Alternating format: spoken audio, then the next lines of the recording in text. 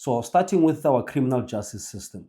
So if you just look around you and you look how the police behave, you look at how criminals are getting away with crime, people get bail, first bail, second bail, third bail, fourth bail. A person could be outside in the streets today on 4 bails. So a person can commit the first crime, get a bail, 1,000 rand. Commit the second crime, get 1,000 rand bail. Like our criminal justice system is a joke. So there's one issue that actually made me realize the day our criminal justice system collapsed. The day our criminal justice system collapsed is when our courts allowed Thabo Bester to address the court. When our criminal justice system allows criminals to show up in court in shades, criminals show up in court dressed up in all manner of things. Like, for example, if you look at the Ket Matlala situation, think about it. The Ket Matlala situation, you're talking about a man who is in custody. He's attending his trial while he's in prison. So why is he showing up in a suit? He should be showing up there with prison clothes and a number in the back. That's all he's supposed to be doing. If you commit a crime and you don't get bail, it means that every time you attend court, you're coming straight from your cell or holding cells or awaiting trial cells. Why are you showing up there in your Adidas tracksuits? Why are you showing up there with your Gucci suit? Why are you showing up there with your whatever brand that we are seeing there from Thabo Bester and all these criminals?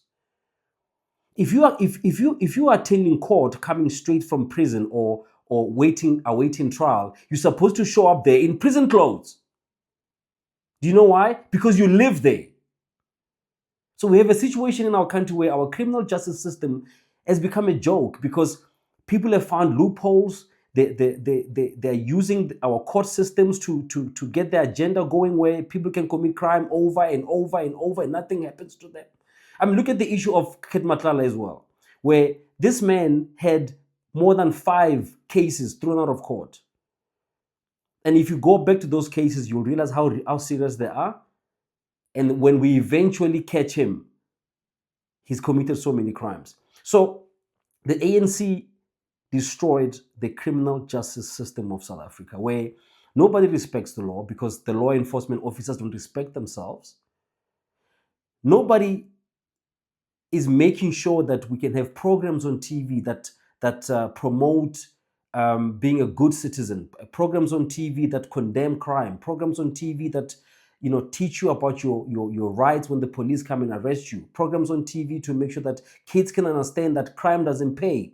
Instead, we have programs on TV that indicate to young people that crime pays, to say that don't even worry about you getting your 4-year degree. If you join the crime world and commit crimes, you'll get away with it because when they arrest you, you're going to get bail immediately and you can get a second bail and a third bail. And if you happen to be coming to court from your cell, you can show up wearing the most expensive clothes. That's the criminal justice system that the ANC has created. But I'm actually not shocked because communists favor criminals. The second one is infrastructure. So if I look at our infrastructure and people that were born in the 80s like me and maybe grew up in the 90s and early 2000s, you'll realize that our infrastructure started crumbling, I'll say between about 2005 and 2015. That's when we started seeing all the cracks. Our highways are not the same anymore. You don't have reliable streetlights anymore. People are stealing cable out of our infrastructure in broad daylight. I saw a video on TikTok where this guy was cutting a cable and there's sparks everywhere. And a person managed to take a video, but the police are nowhere to be found. Our infrastructure has been stripped. The ANC broke South Africa when they broke our railway systems. We had the best railway system in Africa at least, but I can tell you now, our railway system was probably competing with the best railway systems in the world. But as we speak today, we have trains that are just stuck. We have trains that are not even the right size. People are, as we speak right now, our infrastructure, our railway system is being stripped as we speak. Since Mbalula was the Minister of Transport, and the ANC has done nothing about it. If you look at the state of our infrastructure and the state of our railway system in particular, it is the most disappointing thing you've ever seen in your life. Where instead of improving it and making better and getting better trains and trains with better capacity, they destroyed it. The trains are sitting and doing nothing. That's one infrastructure.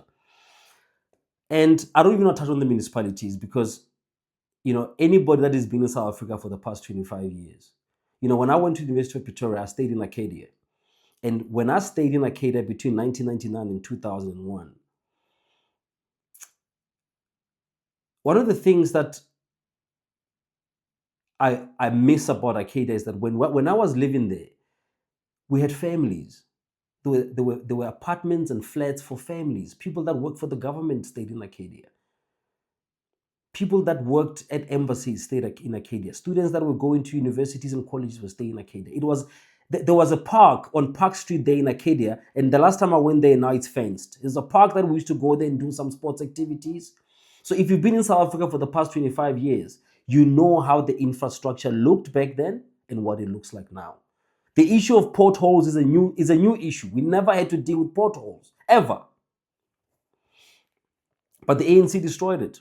Number 3 is our economy. I don't have to mention our unemployment rate of 33.3% because every time I mention those numbers, I think about the pain of parents who work so hard to make sure that their kids stay in a straight line, finish matric, do well in matric, qualify for that engineering degree, qualify for that medical degree, qualify for important degrees. But when at the end of all that hard work, there is no jobs available. So what the ANC did is they created an economy that is not growing. They've created an economy that is based on race and not merit. They've created an economy that is so broken, it will need us to work for another decade to get it back to grow at 5 or 6%. So the ANC broke an economy.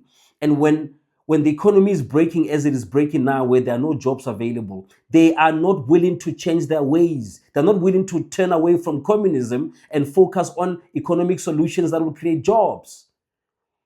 They broke the system. And anybody in South Africa of voting age, if you think the ANC can fix what they broke, you're dreaming. If you think the ANC can fix the system that they created, if you think the ANC can create jobs, you think the ANC can fix our infrastructure, you think the ANC can fix the South African police service, you are dreaming. It's not going to happen. They are the ones who created that system. They broke our law and order in South Africa. They broke the progress we made with our infrastructure, especially railways, and then they broke our economy. That's what they did. So they created a system where you need something completely new out of the box to solve this problem. You don't need politics. You need practical solutions, law and order, just basic common sense stuff, safety and security, infrastructure that is well maintained and reliable, and an economy that is growing and creating jobs and opportunities. That is all we want. There's no way the ANC can come up with these solutions because for the past 32 years, they've been creating this system that we are living in at the moment. They are not capable of bringing any form of opportunity for South Africa to grow. So anyway, that's all I want to say today. To mention the fact that as South African voters, we need to be very aware that the ANC brought us this. The ANC brought us unemployment, broken infrastructure, the South African police service that is not winning when it comes to crime, the justice system that is compromised. So to think that the same people will bring something new, it's like a daydream. It's not going to happen. We need to get rid of the ANC, create something completely new, and find solutions to create jobs, bring safety and security back. And number 3, fix our infrastructure and create new infrastructure that has a proper maintenance plan.